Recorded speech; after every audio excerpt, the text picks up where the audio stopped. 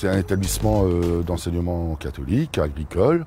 On a au sein de l'établissement 336 élèves. On fait partie du secteur du Calaisis, donc 336 élèves. On a également de l'apprentissage, une 120 apprentis, également de la formation continue.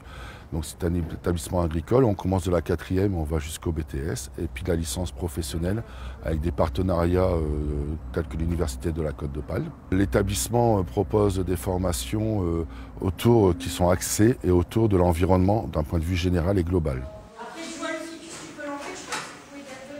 En 4e, 3e, ce sont des élèves qui souhaitent découvrir le milieu de l'environnement. Donc on propose 9 heures d'options, 9 heures de découverte professionnelle autour des métiers de l'environnement, de l'aménagement de l'espace, de l'aquaculture, de l'horticulture, de l'art floral et de la gestion paysagère. Voilà. 4e, 3e. Donc là, ils découvrent. Après la 3e, on a 4 bacs professionnels, donc en 3 ans. Seconde pro, première bac pro, terminale bac pro. Et là, ils choisissent vraiment l'option dans laquelle ils souhaitent sévir, si je puis dire comme ça. Donc en option, on a l'aquaculture, production élevage de poissons, l'horticulture, production de fleurs et de légumes, avec une option très très forte que l'on a prise au niveau permaculture, c'est-à-dire une culture sans produits phytosanitaires. Et on a l'animalerie, tout ce qui est vente en animalerie, donc tout ce qui est animaux domestiques et non domestiques. Et ensuite, on a l'aménagement de l'espace et la valorisation des espaces naturels. Donc ça, c'est pour la filière bac professionnel. Ensuite, nous avons une seconde générale suivie d'un bac STAV, sciences et technologies de l'agronomie et du vivant, avec l'option spécifique aménagement et valorisation des espaces. Là, c'est seconde, première, terminale, toujours en 3 ans. L'objectif est de découvrir l'environnement d'une manière globale. On ne spécialise pas les élèves. On va parler aussi bien de la gestion de l'eau, que la gestion de la faune, que la gestion forestière, que l'horticulture, que de l'aquaculture, voilà, avec plein de travaux pratiques à l'extérieur. Mais le but, c'est qu'ils découvrent quelque chose sur papier et en visite. En infrastructure, c'est la force de Cologne. À chaque fois qu'on propose une formation professionnelle, on a nos propres ateliers pédagogiques. L'horticulture, on a des serres horticoles, l'aquaculture, on a des serres aquacoles, environnement, on a des jardins à thème, à animalerie, on a une animalerie pédagogique. Et puis on a tout un secteur permaculture. C'est vraiment la force de Cologne, c'est-à-dire qu'on travaille dans le monde du vivant et on travaille 365 jours par an. C'est-à-dire que ce n'est pas qu'une façade, on réalise vraiment de la production telle qu'une entreprise. Ce qui nous oblige aussi, notamment pour l'aquaculture, d'avoir une spécificité telle que celle-là, de pouvoir accueillir les élèves sur une semaine. Donc on a un internat conséquent, donc on a un internat de 230 lits, les 230 lits sont pris avec un internat nouvelle génération. Voilà. Donc on adapte nos structures, on évolue au fur et à mesure et on adapte nos bâtiments. Alors, mes élèves ne viennent pas ici par hasard. Moi, souvent, lorsque j'inscris, pour ne pas dire à chaque fois, il faut aimer l'environnement. À partir du moment où on aime l'environnement, on se sentira bien à Cologne. Après, notre projet pédagogique par rapport à l'élève, je le dis aussi à chaque rendez-vous d'inscription, on est centré sur le projet de l'élève. C'est-à-dire si un élève rentre chez moi ou vient en rendez-vous d'inscription, parce que les rendez-vous d'inscription se font avec moi à chaque fois, s'il me dit je vais être vétérinaire ou médecin, je vais lui dire clairement il ne faut pas venir à Cologne. S'il n'est pas attiré par le milieu environnemental, il ne viendra pas et je ne le prendrai pas. Pour entrer à Cologne, l'objectif c'est d'être motivé, d'avoir des résultats scolaires convenables et d'avoir surtout un comportement digne de ce nom. Et avoir si possible les parents, ce qui arrive quasiment à chaque fois, où on essaye qu'ils suivent leurs enfants. Lorsqu'ils veulent faire une formation, j'insiste aussi toujours sur l'ouverture de cette formation. C'est-à-dire l'option principale, on va prendre l'aménagement paysager, ce sera la création, l'entretien de jardins, de gestion au milieu naturel, mais ce n'est pas pour ça qu'ils ne verront pas ce que c'est que l'aquaculture ou que l'horticulture. Voilà. Les mondes professionnels sont malgré tout très proches. L'élève qui rentre ici, il y a 9 chances sur 10, pour ne pas dire un peu plus, d'obtenir son diplôme, même si ce n'est pas le premier objectif que je me fixe. Le premier objectif étant que l'élève soit bien dans sa formation, soit bien dans sa vie sociale et humaine. Notre projet d'établissement porte autour du projet de l'élève, mais également que nous devons former des futurs éco-citoyens. Le diplôme, 9 élèves sur 10 l'auront, pour dire 9,5 élèves sur 10 auront. Donc il faut que je réponde à la demande de la famille, à la demande de l'élève, à la demande de l'élève avant et à la demande de la famille, et qu'on l'insère ensuite dans le milieu professionnel. Et c'est pour ça aussi que le lycée de Cologne est très ouvert sur son territoire. On travaille beaucoup avec les milieux professionnels. Je vais en citer deux, l'UNEP, l'Union nationale des entreprises du paysage, par exemple, et puis le syndicat professionnel des pisciculteurs, salmoniculteurs Hauts-de-France, dont leur siège social est au sein de l'établissement. Donc projet de l'élève, projet de la famille, travail avec les professionnels, ce qui donne du travail ensuite à l'élève. À l'heure actuelle, j'ai 5-6 offres d'emploi non pourvues en espace vert, 5-6 offres d'emploi non pourvues en aquaculture et la même chose pour la permaculture et l'horticulture. Donc vraiment des formations d'avenir atypiques, uniques, mais réelles.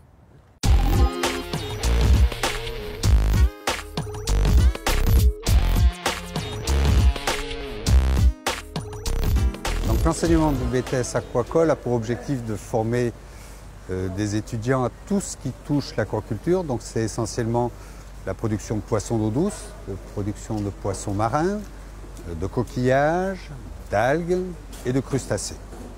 Alors on va traiter tous les poissons qui sont mis en élevage à l'heure actuelle. Donc nous on va s'orienter essentiellement sur les poissons produits en France, mais on compare aussi avec ce qui peut se faire au niveau du monde. Donc on a à peu près 400 espèces de poissons en aquaculture mis en production. Nous, on en traite une douzaine sur 2 ans, poissons d'eau douce et poissons marins. C'est un milieu assez particulier, l'aquaculture, qui est un milieu assez rude, vu les conditions environnementales dans lesquelles on travaille.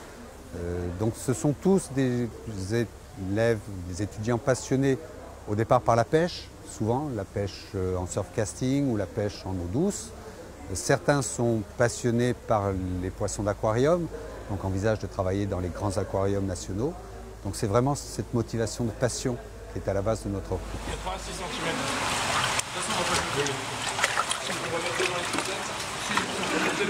Ce TP porte sur le suivi de croissance d'un lot de silures qui fait l'objet d'une expérimentation. C'est une nouvelle espèce pour nous ici sur le lycée. Ces poissons ont été grossis pendant 2 ans et vont être abattus très bientôt pour faire des essais de transformation en collaboration avec la plateforme d'innovation Nouvelle Vague de Boulogne-sur-Mer et le pôle Aquimer. Ce sont des poissons qui ont été élevés dans les bassins et on a besoin de modéliser leur croissance à la fois en termes de taille et également en termes de poids, ce qui nous permet d'établir des relations entre le poids et la taille du poisson. On a une demande, si on prend le cas du saumon par exemple, qui dépasse l'offre, ce qui pose des soucis. Et c'est un poisson qui pourrait être élevé en aquaculture, ce qui nous permettrait de pérenniser les approvisionnements et d'assurer une traçabilité sur cette nouvelle espèce. Alors sur le lycée, l'atelier aquacole a 2 objectifs. Un atelier pédagogique, donc où on apprend aux étudiants toutes les techniques de reproduction, de grossissement, de nutrition.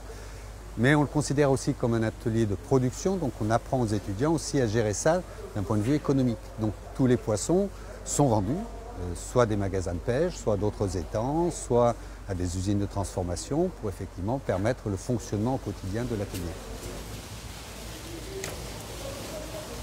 Alors là, je suis en train de libérer ce bassin. Là, on a des silures sur les autres bassins et on doit remettre des silures ici car on va avoir des nouveaux géniteurs qui vont arriver. Donc là, on vide ces bassins de petits poissons avec les puisettes. On les met dans le seau. Après, le seau, il va partir sur un autre bassin là-haut.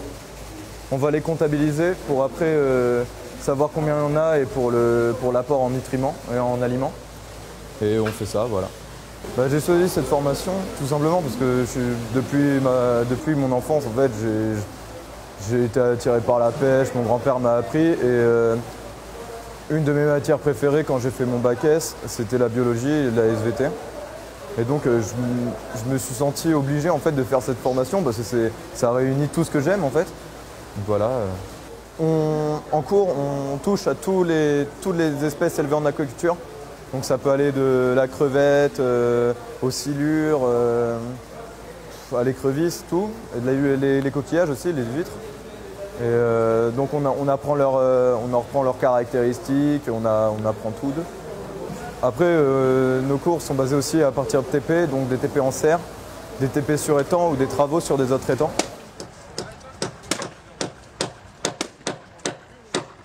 Travaux pratiques, là c'est le fascinage. Donc le but c'est de faire un fascinage autour des étangs, donc pour éviter l'effondrement des berges, donc qu'on va mettre en eau pour continuer à produire les poissons.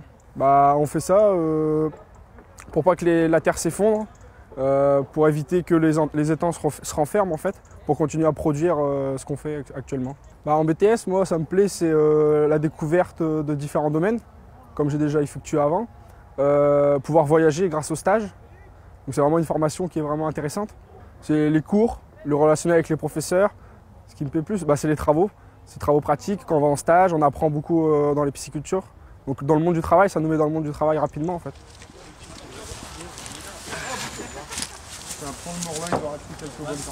Nos étudiants, après leur BTS, on va dire à 90% sont orientés vers une licence professionnelle pour pouvoir intégrer le niveau LMD au niveau européen. Certains, après le BTS, intègrent directement le monde du travail. On a un très fort taux de placement à ce niveau-là. Et souvent, après la licence professionnelle, ils retournent effectivement vers la production. D'autres continuent leurs études vers les centres de recherche, voire vers les aquariums comme Nausicaa.